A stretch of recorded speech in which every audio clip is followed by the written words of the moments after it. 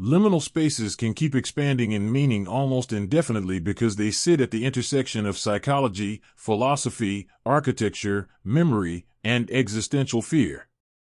The more you analyze them, the more they stop feeling like places and start feeling like conditions of reality, states the world can slip into when meaning, direction, and human framing quietly fall away. One of the most unsettling qualities of liminal spaces is that they expose how much of reality is held together by assumption rather than substance. We assume places exist for something. We assume time progresses meaningfully. We assume presence implies importance. Liminal spaces violate all three assumptions at once. They show you a world where form persists but justification does not, and that realization can feel like the ground beneath reality thinning out. These spaces also provoke fear because they feel like errors that are still functioning. In most systems, an error causes a crash, a shutdown, or visible malfunction. Liminal spaces feel like errors that were never detected, places that slipped through unnoticed and kept running. This creates the impression that reality itself lacks quality control, that it doesn't always catch when something has gone wrong. Another deeply disturbing element is how liminal spaces destabilize the observer's role. Normally, being somewhere implies purpose. You are a customer, a student, a worker, a visitor. In a liminal space, that identity collapses. You are simply there. Without a role, you are no longer contextualized. That absence of role can feel like partial erasure, as if your presence lacks definition and therefore lacks weight. There's also a quiet terror in how liminal spaces feel pre-recorded. They resemble environments that are playing on a loop, repeating the same neutral state endlessly. This looping quality suggests stagnation rather than rest. Rest implies recovery and eventual movement. Stagnation implies endless suspension. Humans tolerate rest. They fear stagnation. Liminal spaces also erode the boundary between background and foreground. In normal life, environments fade into the background while actions take center stage.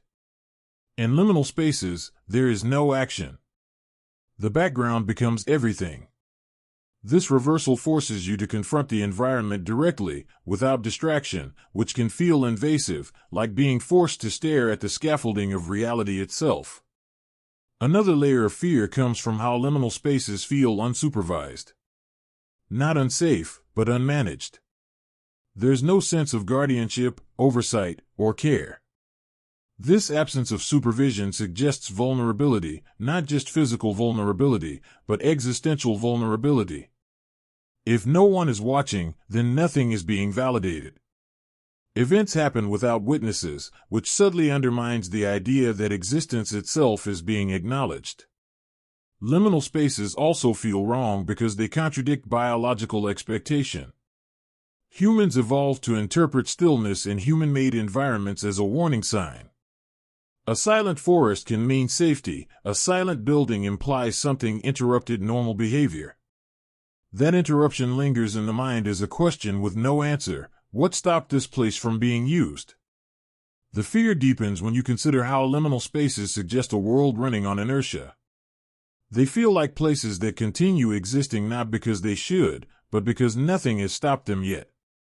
This raises a haunting possibility that much of reality persists not because it is meaningful, but because it has not yet been dismantled. Liminal spaces also resist emotional categorization. They are not tragic enough to mourn, not dangerous enough to flee, not comforting enough to relax in. This emotional ambiguity traps the mind in a constant low-level alert state. You're not reacting to a threat, you're reacting to the absence of clarity itself. Another unsettling aspect is how these spaces distort ownership of experience. Normally, you feel like you are experiencing a place. In liminal spaces, it can feel like the place is experiencing you. The environment becomes the dominant presence, while you become incidental. That inversion subtly threatens the sense of self as the primary subject of experience.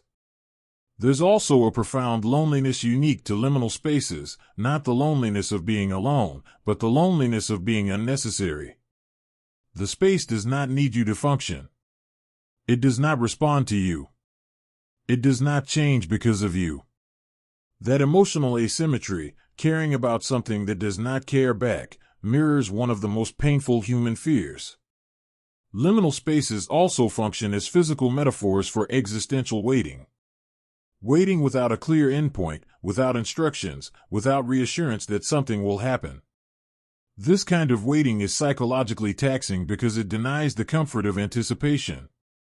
There is nothing to look forward to, only continuation.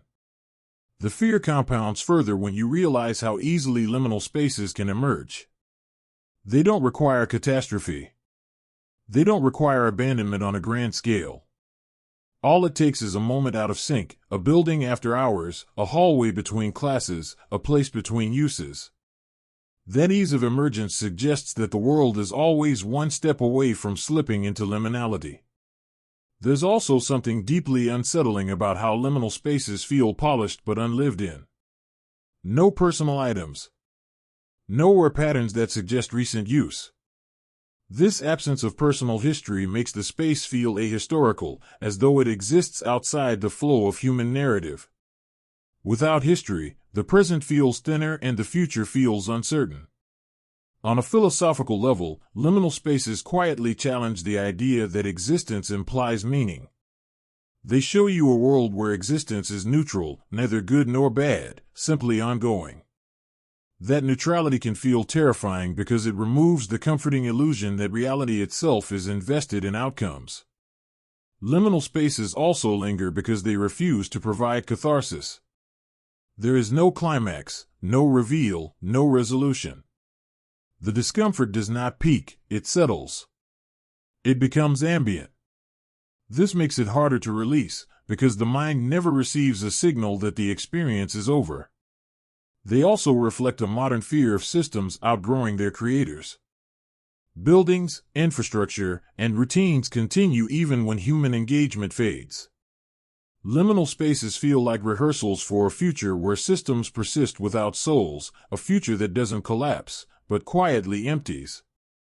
The longer you think about liminal spaces, the more they begin to feel like reality's negative space, the areas between meaning where nothing is explicitly wrong, yet nothing feels right.